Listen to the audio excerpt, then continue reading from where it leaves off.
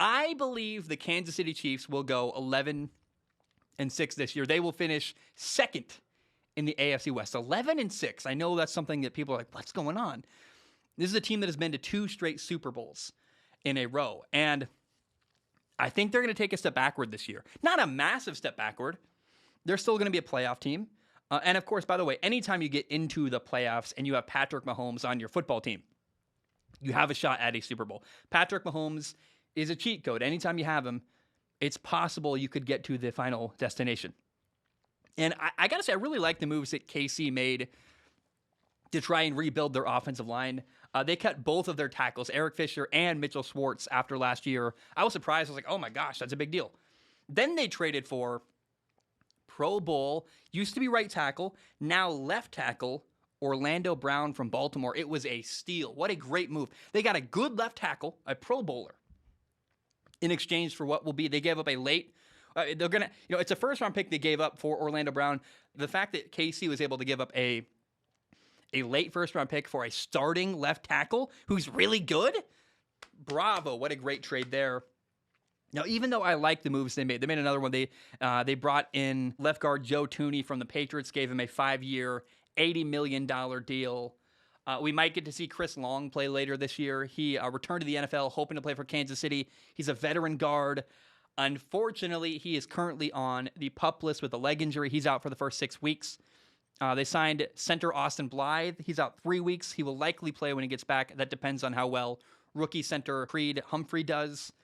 And now, I like the moves they made. I really do. This offseason, they rebuilt their offensive line, and it was basically like hitting the reset button all around.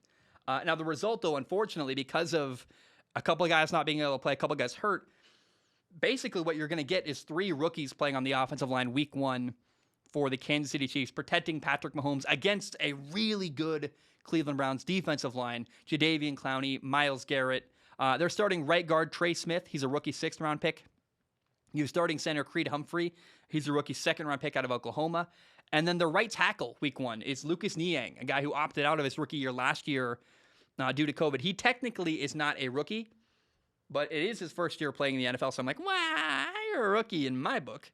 So I like the moves, but they did a total rebuild here. And even if these guys pan out, let's say that Trey Smith is great, and Lucas Niang is great, and Creed Humphrey is great, and even though they're rookies, they all become future starters and investments, and they're guys that play for the next 10 years in Kansas City. There's still going to be growing pains while they get their act together, and I think having young guys is great for their future. I like a lot of the people they brought in, but also week 1, they're going to have a lot of unproven players trying to protect Patrick Mahomes, and early on this year against tough football teams, I think the Kansas City Chiefs offensive line is a concern. Now, at tight end, you have star Travis Kelce. He's fantastic. I think he's the 2nd best tight end in the entire league after George Kittle in San Francisco. At running back, you have 2nd-year stud Clyde Edwards-Helaire. This dude can do it all. He can run, he can block, he can catch passes. I love Clyde Edwards-Helaire. At receiver, KC has Tyreek Hill, Mecole Hardman, Demarcus Robinson, and Byron Pringle. Now, Tyreek Hill is the big playmaker in that receiving core for Kansas City. On defense, KC already has a couple injuries. DN Frank Clark and safety Tyrann Mathieu are both questionable for week 1. I think this could be an ugly start to the year for Kansas City, a team that has some injuries, trying to figure out their offensive line situation. 6 of their first 7 games are against either playoff teams or really quality teams. I would call the Baltimore Ravens not a playoff team, but a quality team. So week 1, you play the Browns, a playoff team.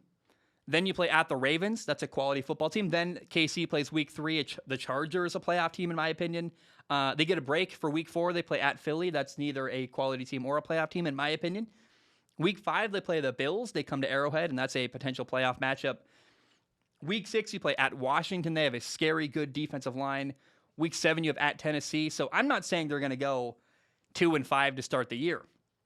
I think they beat the Ravens and Philly, but the Browns game's really tough. Chargers game's really tough. The Bills, Washington, Tennessee, that's a lot of really, really hard football games for this Kansas City team to play. And early on, Patrick Mahomes is going to have to take over and kind of carry a young offensive line. There's also problems in their secondary. That is why I have Kansas City going 11-6.